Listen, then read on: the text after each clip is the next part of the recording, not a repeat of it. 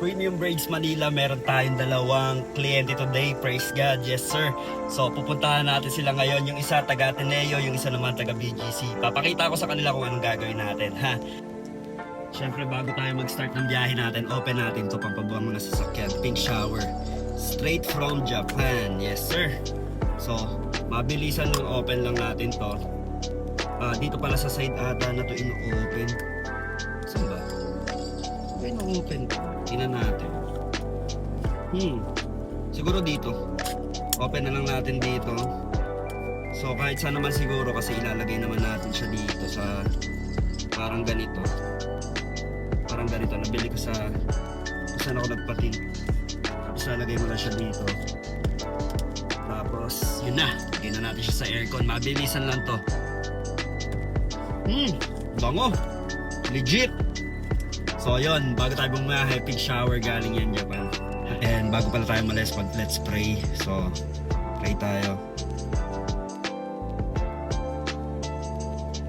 Let's go. Sobrang antok ko. Bibili muna ako ng kape bago tayo pumunta sa kliyente natin. Let's go. So, malapit na tayo sa school ng kliyente natin. Pupunta tayo doon. Ito na tayo sa Katips. So, let's go! Dito na tayo, tinawagan na natin yung kliyente natin. Dito tayo sa International Hall. Wait lang natin siya. Yes, sir! With Grayson, my brother.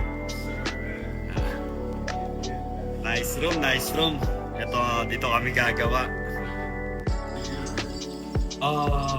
30 minutes. Yeah, 30 minutes. What style are you trying to get?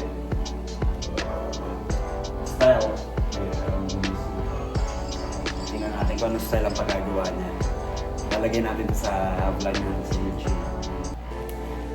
Medyo inaantok na tayo. Lagay muna natin yung mga gamit natin. I just get this 6 straight back with the zigzag. 6 straight back with zigzag? Yeah. Okay, okay. Same as last time. Not as last time, but I've got it before. Can you show me? Yeah, I should go. Like, really zigzag? Yeah. Or just the line? Zigzag. Zigzag. Okay. Zigzag ang pagagawa niya. I got it. I got you, bro. I got you. Halfway na tayo. Halfway na. Yo, tapos na tayo. With my guy, Yes, sir. Grayson Rogers. Yes, sir. You like it? Check it, check it. Hell yeah. Nice, no? Damn, bro. Nice, no? Yeah, man. Okay, nice, nice. Successful. Tapos na tayo. Hey, Premium Braids Manila here. Meron tayong kliyente dito si Grayson Rogers. Ito ang buhok niya. At ang style na pinagawa niya ay 6 na braids na may parting na zigzag. So makikita niyo dito yung details. Pinapakita ko kung gaano kalinis. So pagka may mga question kayo, like for example kung magkano and paano i-maintain to, huwag kayong mahiya or mag-ask sa akin. So PM nyo lang ako and make sure to follow lahat ng social media ko. Premium Braids Manila. Salamat sa inyo. God bless. What's good? Nandito na tayo sa second client natin.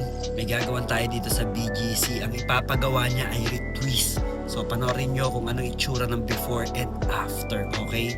Papakita ko lang sa inyo mabilisan na retwist lang. Follow me, Premium Braids Manila. Tunog ng tunog yung elevator pero walang nagbubukas. Ang tagal. Ayun, nagbukas na. So, kaso nagbukas na rin. Yo, so ang gagawin natin ngayon, retwist. Okay, ito yung buhok niya. Pakita ko sa inyo. Yes. Pakita niyo ang final result natin. Second client natin, ang papagawa niya ay retwist. So, i-retwist lang natin ang dreadlocks niya. Makikita niyo dito. Ganito ako mag-parting. Sa pinakalikod ako mag-uumpisa hanggang matapos na siya. Ganyan ka-fresh ang retwist. So, i-retwist lang natin ang braids. Sa mga gusto magpagawa nito, available din tong service na to. Make sure to follow Premium Braids Manila.